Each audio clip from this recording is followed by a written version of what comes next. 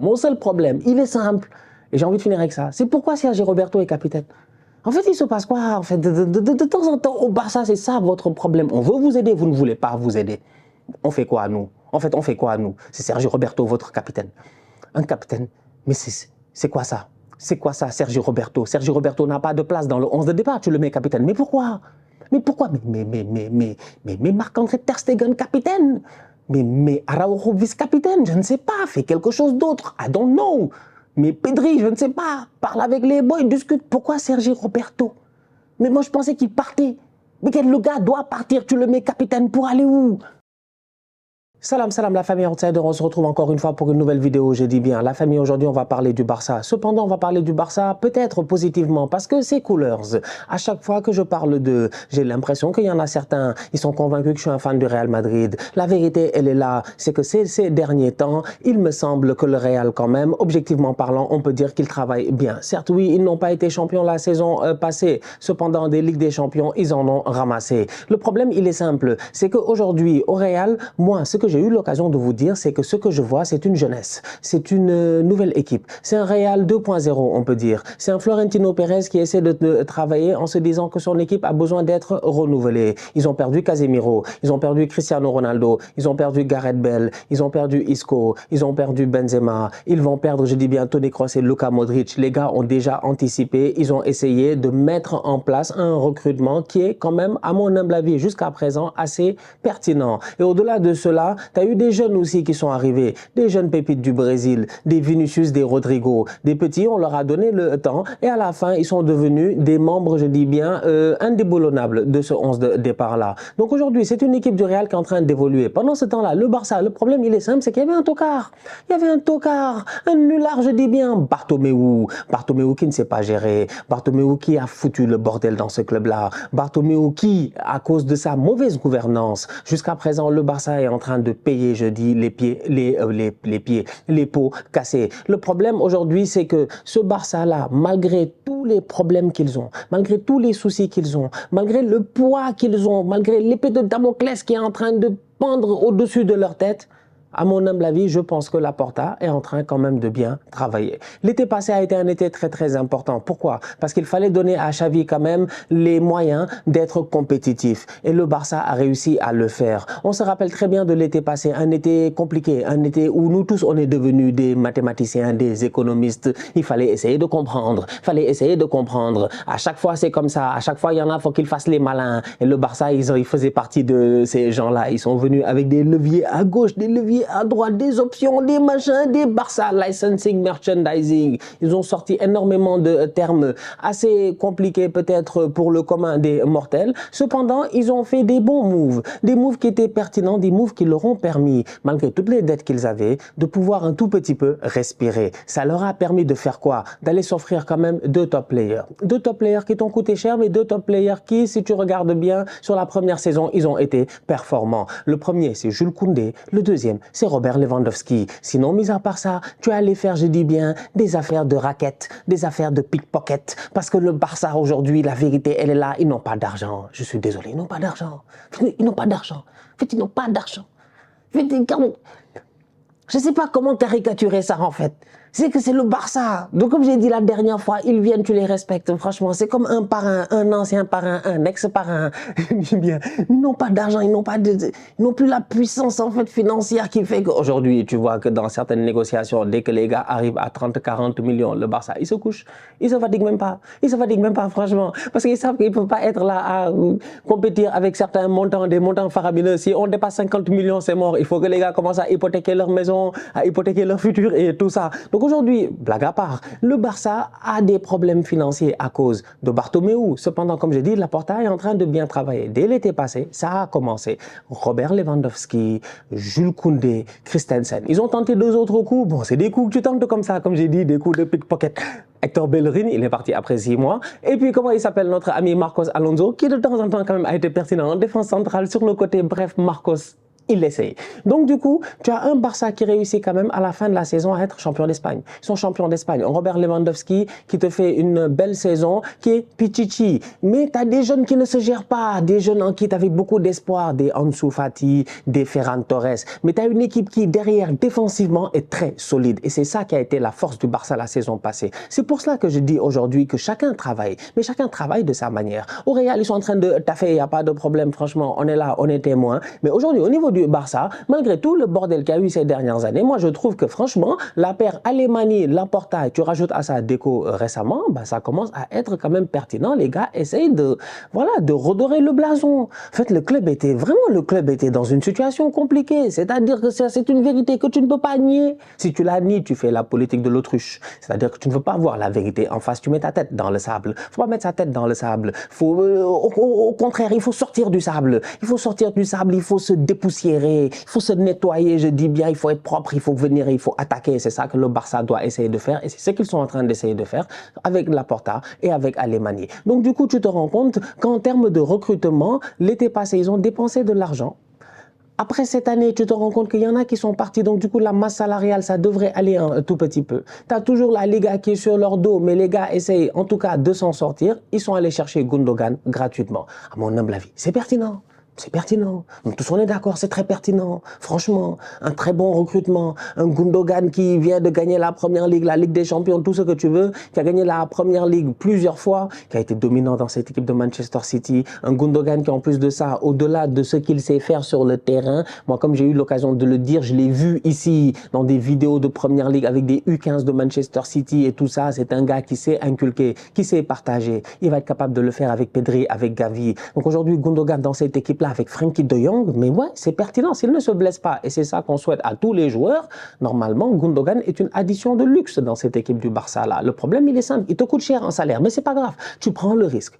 Tu prends le risque. Et je trouve ça pertinent de la part du Barça, parce que derrière, tu n'as pas dépensé en frais de transfert. Tu n'es pas allé acheter le boy 30, 40 millions, etc. C'est ça qui te permet, en soum-soum, d'aller gérer un boy brésilien. Victor Roque. Parce que tout à l'heure, je le disais, au Real Madrid, qu'on le veuille ou non, quand même, Florentino Pérez, il y a un mime de lui en ligne qui traîne où il est là en train de courir. C'est un genre de dessin animé, tu le vois en train de courir. Il a un truc, comment on appelle ça? Ah, j'ai oublié. Un truc, en tout cas, pour attraper, voilà, je sais pas, pour attraper des, on va dire, des oiseaux. Et là, il est dans les favelas en train de poursuivre des jeunes Brésiliens. Mais Florentino ne fait que ça, aller chercher des jeunes Brésiliens pertinents. Et c'est pas aujourd'hui qu'il a commencé. Et donc, du coup, tu te rends compte que Vinicius et Rodrigo, c'est des boys qui sont arrivés. Vini, c'était un grand tocard. C'était un grand tocard. Aujourd'hui, c'est une superstar, mais aujourd'hui, c'est une vraie star interplanétaire. Et Vinicius se gère. Vinicius a fait des grandes saisons ces 2 dernières années. Aujourd'hui, il n'y a rien à dire. C'est voilà, c'est un leader dans cette équipe-là. Donc, aujourd'hui, tu as un Real Madrid qui a investi sur des jeunes. Ça a pris du temps, mais les jeunes, ils ont percé. Vinicius, Rodrigo. Tu regardes le boy Arda Güler, c'est la même chose, c'est la même stratégie. Tu regardes, je dis bien Camavinga, c'est la même chose, c'est la même stratégie. Tu regardes, je dis bien, comment ça s'appelle? Bellingham, c'est la même chose, c'est la même stratégie. Tchouaméni, la même chose en fait. C'est une équipe qui tente en fait. Ils tentent au Real. Ils essaient d'aller chercher des boys très jeunes. Ils ont encore une vieille garde qui est là pour soutenir ces jeunes-là, pour essayer de les encadrer, des Toni Kroos et des Modric. Mais à un moment donné, la transition va se faire et l'équipe appartiendra à cette nouvelle jeunesse-là.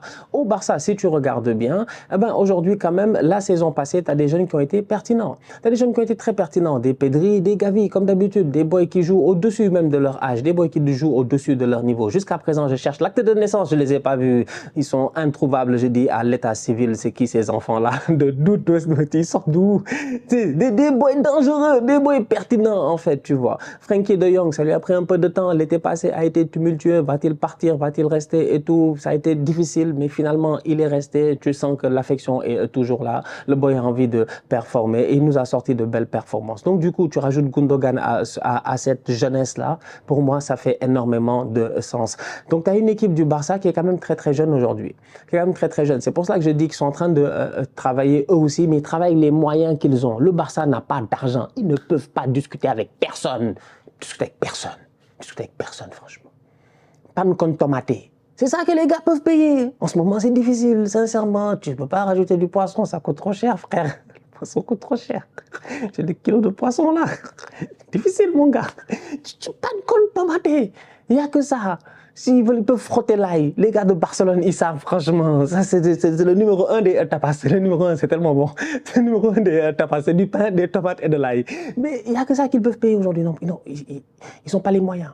Ils n'ont pas les moyens, en fait. Donc, ils sont obligés d'être stratégiques. Gundogan, gratuitement, 9 et quelques millions de salaire. Tu négocies, tu dis, bon, mon gars, allez, donne-moi ce que tu as à me donner, ça peut marcher. Tu vas avoir le boy Victor Roque, tu mets 30 millions. Là, ça vaut la peine. Tu mets de l'argent parce que tu dis, il y a quand même des gens qui étaient intéressés. Hein, les Arsenal, Newcastle, les gars étaient dessus. On connaissait le boy, tu vois. Mais le Barça est venu, ils ont rappelé la mise. C'est bien, c'est pertinent. Donc, tu es obligé de prendre certains risques, en fait. Tu n'as pas le choix. Tu n'as pas le choix. Tu es obligé de prendre certains risques.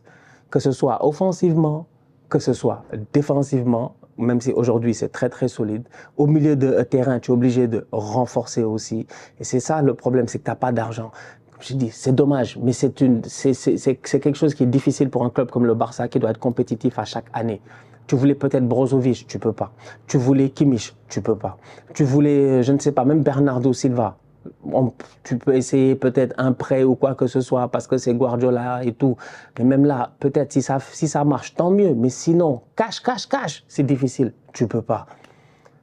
Thiago Alcantara, Liverpool, tu te dis c'est un ancien de la maison aujourd'hui, peut-être qu'il a besoin de se relancer à Liverpool, les blessures, il a besoin peut-être de rentrer en Catalogne, la chaleur, la famille, peut-être que Thiago peut retrouver ses couleurs et tout. Qui sait? Tu peux tenter ce genre de coup-là, mais tu es obligé d'aller low profile en fait et de tenter des gros coups. C'est pour cela que pour moi ils sont pertinents parce que Victor Roque, ok, il a 18 ans, il est jeune. Il est jeune. Il est jeune, il a mis 7 buts en 13 matchs, 2 passes décisives. C'est un boy, il est 1m72, petit, rapide. Tu dis, une petite boule là. Il a besoin de muscler son jeu un tout petit peu, d'être un tout petit peu, je ne sais pas, de prendre le temps de grandir, 1 an, 2 ans, et peut-être qu'à 20 ans, tu auras un top player, qui sait. Franchement. Mais tu as misé 30 millions, plus 30 millions en bonus. D'ailleurs, les 30 millions en bonus, ça montre que c'est bon. Ça montre que c'est ça qui montre que les temps sont difficiles. Tu veux négocier. Je ne sais pas quel genre de bonus ils ont fait jusqu'à monter à 30 millions en bonus. Mais c'est pour dire. Ils ont négocié un boy qui va arriver en janvier ou l'été prochain, on va voir. Dans tous les cas, on risque de le voir l'année prochaine, peut-être. Mais j'ai hâte de voir ce que ça va donner. Mais c'est un coup que tu tentes, en fait. Parce que ton Robert Lewandowski aussi, tu sais que tu n'as pas 3-4 ans devant avec lui. Donc tu es obligé d'anticiper un tout petit peu. Et tu dois continuer à croiser les doigts puisque tu n'arrives pas à les vendre, que ces tocards-là, ils se gèrent. Ansu Fati et puis Ferran Tocard Torres. Il faut que les gars ils fassent une grosse saison. À la minute où ils réussissent à remonter le niveau, bah, ça commence à aller. Parce que moi, j'ai confiance en Ousmane Dembélé. On n'en parle pas, mais il est là, le Dembouz. Franchement, 26 ans, père de famille, c'est pas notre copain maintenant, c'est pas notre copain. Il a changé, Ousmane. Ousmane, maintenant, c'est un joueur respectable, respecté. Donc, j'ai hâte de voir sa saison. Rafinha, j'en parle même pas. La première année, elle était bonne. Franchement, ça n'a pas été facile, mais offensivement, lui, en tout cas, il a tiré son épingle du jeu. Donc, tu as quand même pas mal de choses il y a des boys qui ont été pertinents. Ils ne sont pas arrivés champions par hasard, hein. Le Barça n'a pas été champion comme ça parce que le Real a choke. Non, il ne faut pas se foutre de nous. On était là, on a vu la saison. Le Barça, il y a des matchs, ils sont gérés. Ils ont fait des très bons matchs. Défensivement, ils étaient fatigants. C'est une équipe défensive, solide. Difficile de marquer des buts. Ter Stegen au top de sa forme. Je ne parle même pas des Araujo, tout ça, etc. Donc aujourd'hui, je regarde cette équipe-là et je me dis, OK, il y a eu un travail qui a été fait. Le recrutement est pertinent. Il est pertinent, mais il est à la hauteur des moyens que tu as. Il faut que les supporters du Barça, ils se calment. Fatigant. De temps en temps, vous êtes fatigant. Ouais, Aurélien Roméo, mais vous voulez quoi? Vous voulez quoi? Vous n'avez pas d'argent. Vous le dites depuis tout à l'heure, vous n'avez pas d'argent. Aurélien Roméo, c'est le mieux que vous pouvez faire. 3-4 millions, je dis bien, de clauses libératoires. Toi-même, tu sais que ça, c'est pas sérieux. Ça, c'est pas sérieux. Ça, c'est même plus les soldes. C'est même plus les soldes, je dis bien, c'est les giveaways. C'est un don. C'est un don, en fait, que les gars, ils vous font là, quand même 4 millions de clauses libératoires. Je dis, je ne sais même pas si c'est comme ça, mais en tout cas, bref, il vous coûte rien. Tu le prends 32 ans et ça montre à quel point tu recrutes des boys, 32 ans, Inigo Martinez, 32 ans, comment il s'appelle l'autre, Gundogan, 32 ans, Robert Lewandowski, 30 ans et plus. Tu es obligé d'aller vers ce genre de profil-là aujourd'hui parce que ça te coûte moins cher, en fait. Tout ça, c'est à cause de qui? À cause de Bartomeu.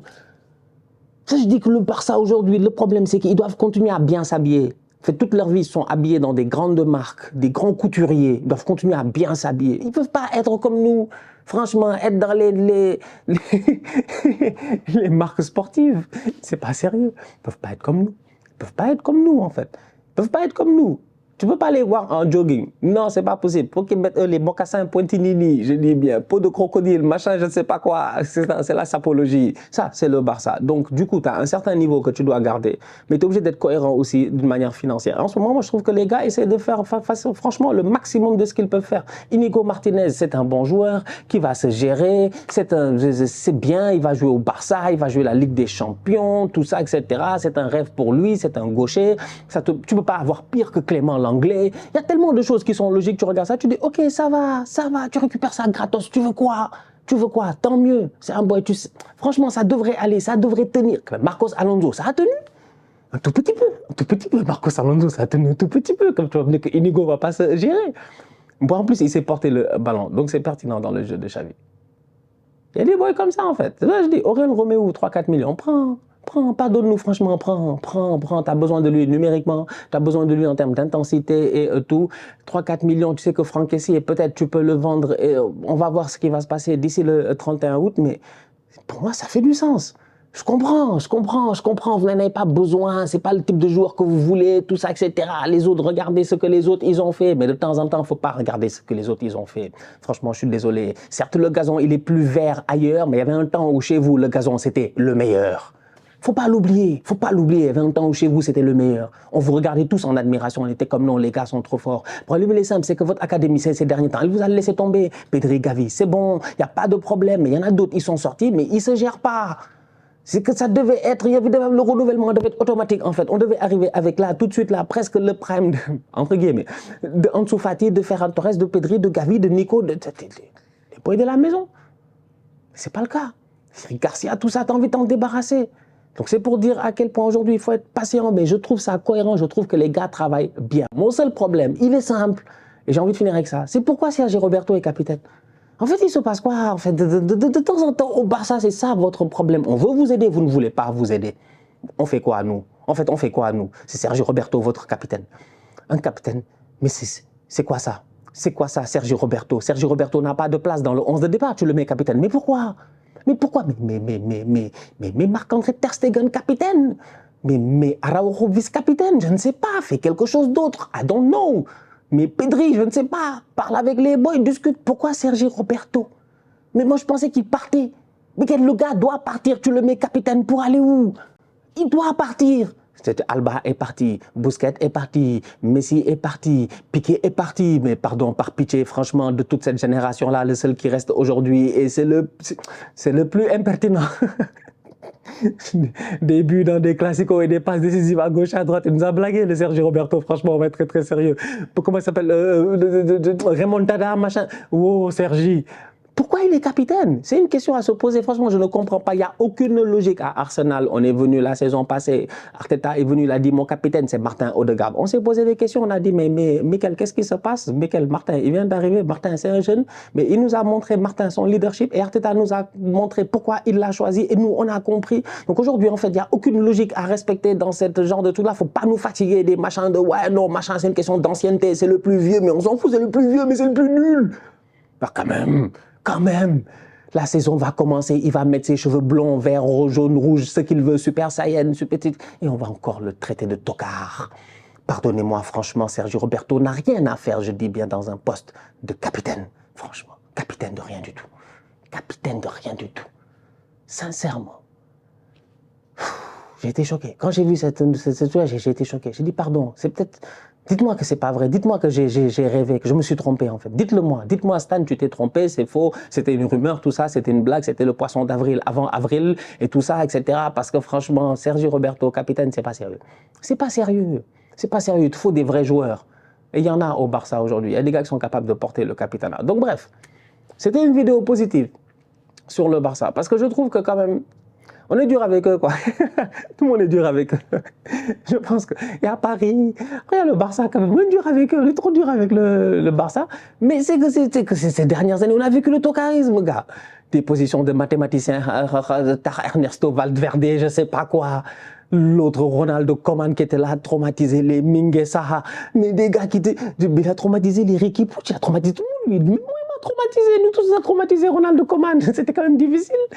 Mais quand même, Kike Setien est venu nous dire ici, moi je suis un berger et tout ça. Mais ça a été dur, sans compter Bartomeu, donc des années difficiles. Donc c'est pour ça que je pense que ça nous prend du temps pour recommencer à réapprécier en fait le travail qui est fait aujourd'hui. Parce que le travail qui est fait, à mon humble avis, il est bon. Il faut du temps. Il faut donner au temps, le temps, du temps. Comme dirait Thierry Henry. Il faut du time. Non, franchement, il faut du time. Et en ce moment, avec un peu de temps, je suis sûr qu'ils vont réussir à s'en sortir. En tout cas, on va voir ce que ça va donner cette saison. Le mercato est encore long, tout est possible. Mais pour le moment, comme je dis, des recrutements pas chers, des recrutements cheap, mais pertinents. Je ne vais pas finir la vidéo sans parler de Baldé. Ouais, j'ai envie de parler de Baldé parce que pour moi, Baldé, cette saison, il y a beaucoup d'attentes. En fait, il y a énormément d'attentes en fait sur Baldé. On l'attend la saison passée. Baldé a mis Alba sur le banc. Baldé s'est levé, il a dit Alba dégage. Alba a dégagé. Et Baldé, moi, là, ce que j'ai aimé, c'est qu'en fin de saison, il se blesse. C'est un tout petit peu compliqué. Tu te dis, ah, va-t-il revenir et tout? Qu'est-ce qu'il fait? Qu'est-ce qu'il fait? Il anticipe. Voilà un qui n'a pas attendu qu'on vienne lui dire s'il te plaît rentre au village. On a dit à Dembous de rentrer au village, combien de fois on a dit à Ousmane s'il te plaît rentre. Ousmane rentre, Ousmane est rentré finalement. Regardez, il est rentré, tout va bien. Il s'est marié, le boy, Dieu merci, c'est des petites blessures mineures rapidement, des blessures normales, des blessures normaux, je dis bien, des blessures de joueurs de footballeurs, des vraies blessures. Tu vois, pas les méchantes blessures, machin, 6 mois, 1 an, etc. Bon, bref, donc du coup, tu as un Baldé qui est allé chez lui, qui est rentré, je dis bien, en Guinée, et tu sens que ça lui a fait du bien. On l'a vu, des petits bains de foule, tout ça. Vraiment, Baldé, c'est... Non, Baldé, c'est que... Moi, je sais là où il est allé. Je ne sais pas si vous savez, mais moi, je sais là où il est allé. J'ai vu les photos. J'ai vu les photos. Je suis africain, je dis bien, Baldé, c'est un bandit. Je m'attends à une top saison de la part de Baldé. Alejandro de son prénom, je dis aïe aïe aïe aïe, Alejandro. Non mon gars, franchement, gère-toi et on chantera ton nom comme Lady Gaga. En tout cas, je suis parti en délire là. Non, c'est un bon prospect. C'est un boy qui, cette saison, dans cette formation-là où Jules Koundé, il se plaint, machin, tout ça, je ne sais pas s'il se plaint en fait, je ne sais même pas ce qui se passe, mais on nous dit que le Barça cherche un latéral droit, ils n'ont pas d'argent. Je l'ai dit, ils n'ont pas d'argent, donc il ne faut pas nous fatiguer.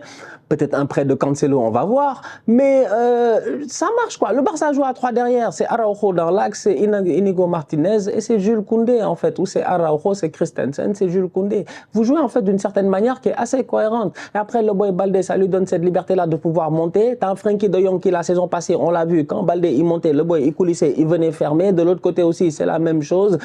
Tu peux créer un certain équilibre qui fait du sens. Donc, pourquoi t'as pas besoin d'un latéral droit? T'as pas besoin d'un latéral droit. Pour moi, t'as pas besoin d'un latéral droit. Concentre ton argent autre part, t'as pas besoin d'un latéral droit. Là, il faut juste que les gars, ils se gèrent. Si les boys, ils se gèrent, les boys ne se blessent pas. Encore une fois, ça devrait aller. Donc, bref, Baldé lié, Alejandro, je dis bien, le latéral est lié. J'ai hâte de le voir cette saison. La famille, on se capte très bientôt pour une nouvelle vidéo. D'ici là, on continue à liker, on continue à partager, on s'abonne. On est ensemble, on reste en santé. C'est le plus important. Tous outsiders.